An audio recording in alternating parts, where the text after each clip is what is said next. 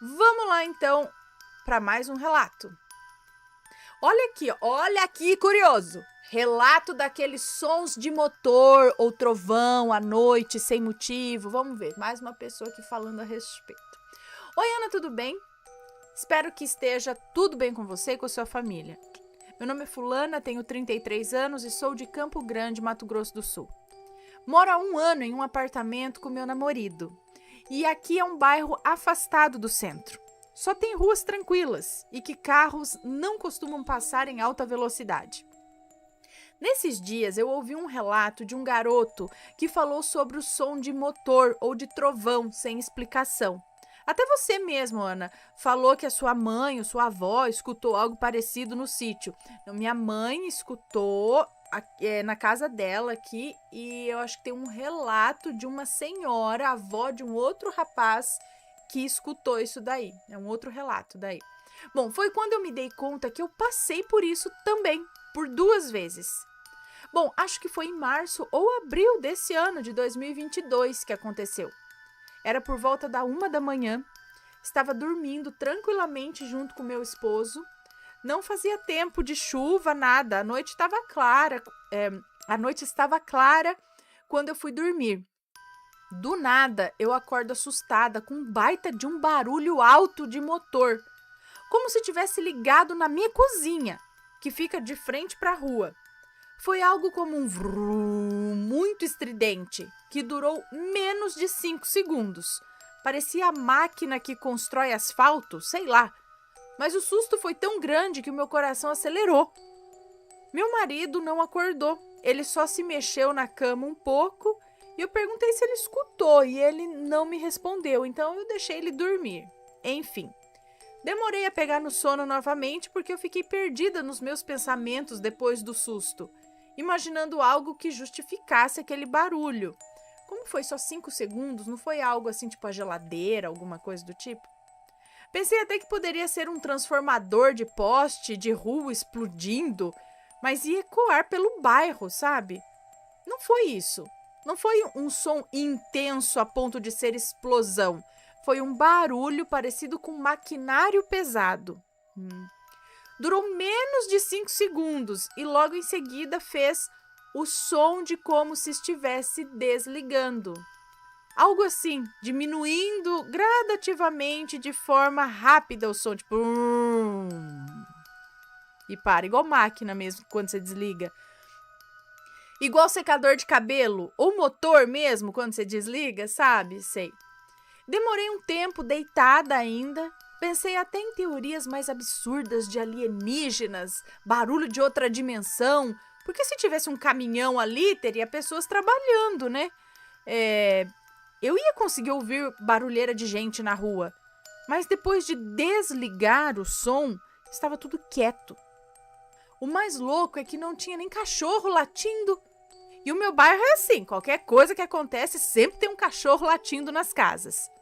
Mas voltando às viagens alienígenas, como eu ainda estava assustada e não conseguia convencer a minha própria mente de que era algo normal, nada demais, eu olhei para a cozinha que estava clara, pois entrava a luz da rua dentro da cozinha. Eu sou meio claustrofóbica, quarto fechado jamais, até por conta disso que eu não gosto muito de ar-condicionado, porque você liga o ar, você tem que fechar tudo, então... E também odeio escuridão, então eu deixo a porta do quarto sempre aberta. Mas nesse dia eu tive medo. Me veio na mente um dos filmes de alienígenas em que tinha uma sonda dos extraterrestres que entrava nas casas como se fosse um tentáculo do ser e tinha um olho na ponta para vasculhar a casa. Eu acho que era até com o Tom Cruise e com a Dakota Fanning. Cara, não sei que filme não. Eles estavam no porão e vinha essa sonda, tipo tentáculo, procurar por eles na casa. Ai, Ana, o medo foi tanto que isso me veio na cabeça. Eu só voltei a dormir porque eu preferi fingir demência, fechar os olhos, me esconder debaixo do lençol.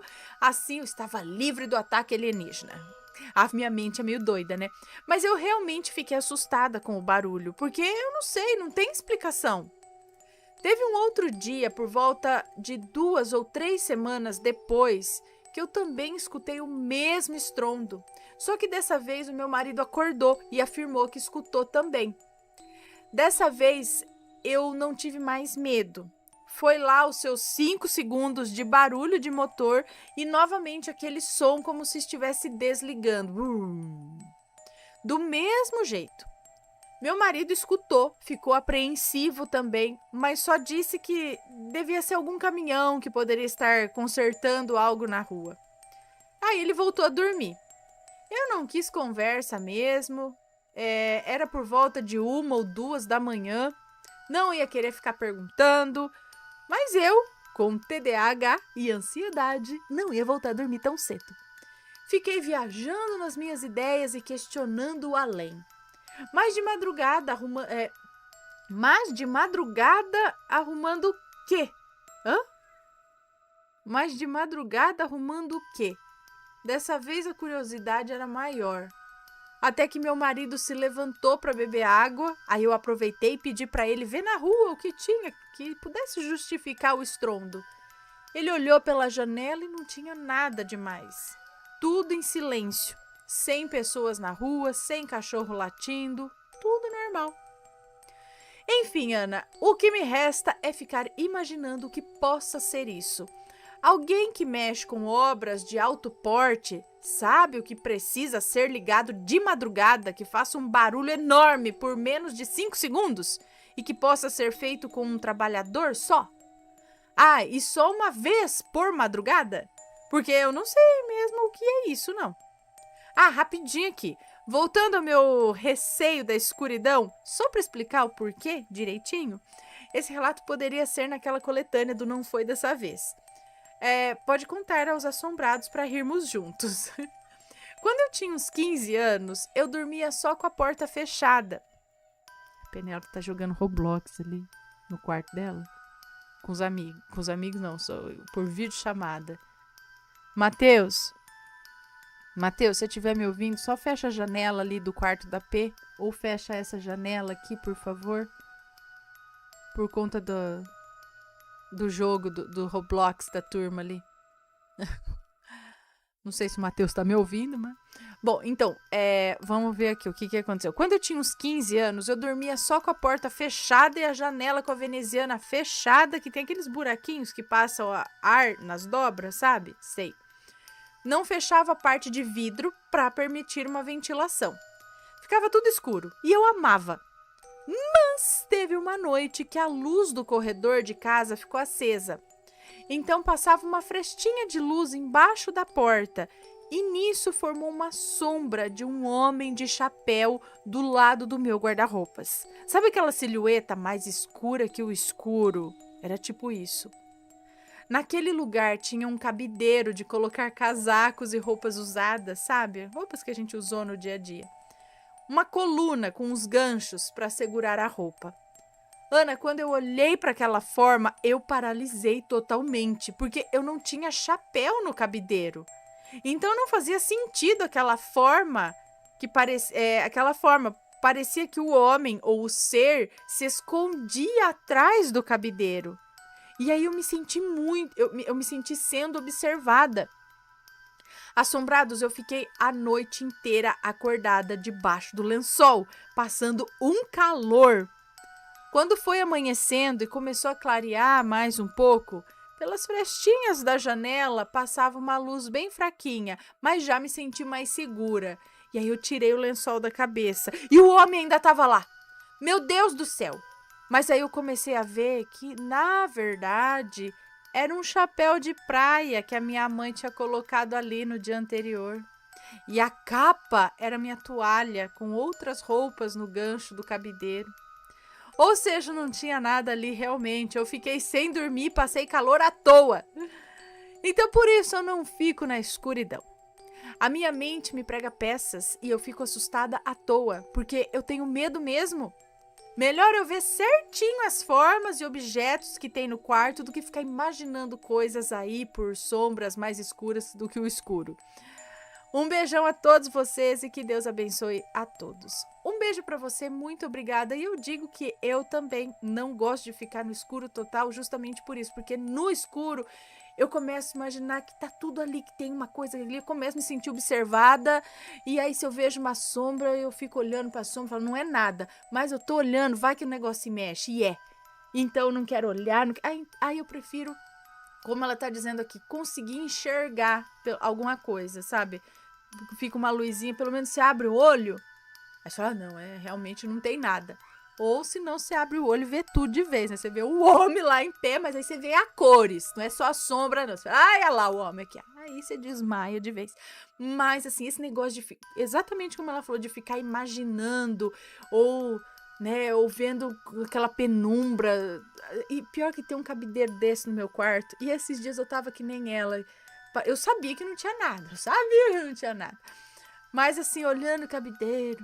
Parecia até que era uma forma alta, assim, sabe? Com um capuzão, assim, com um negócio.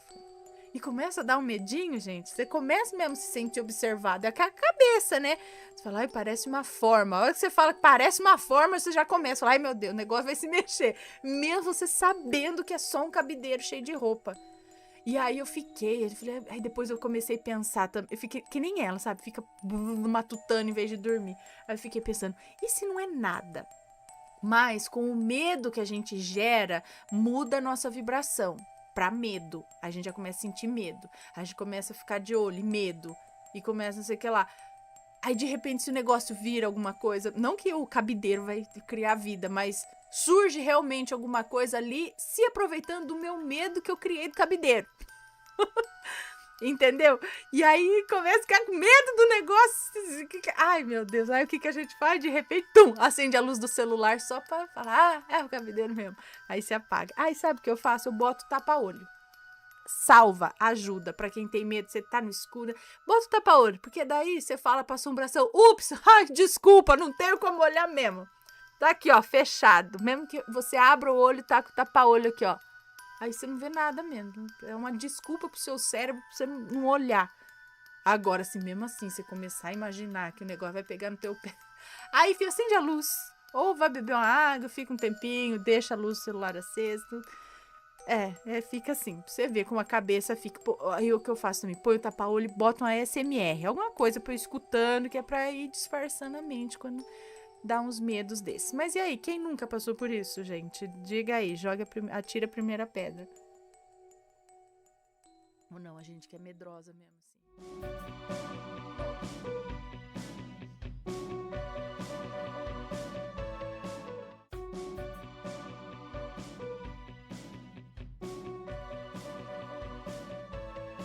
Está gostando dos relatos no Reverso Assombrado? Então não se esqueça de deixar o seu like. E é claro, se ainda não for inscrito, se inscreva.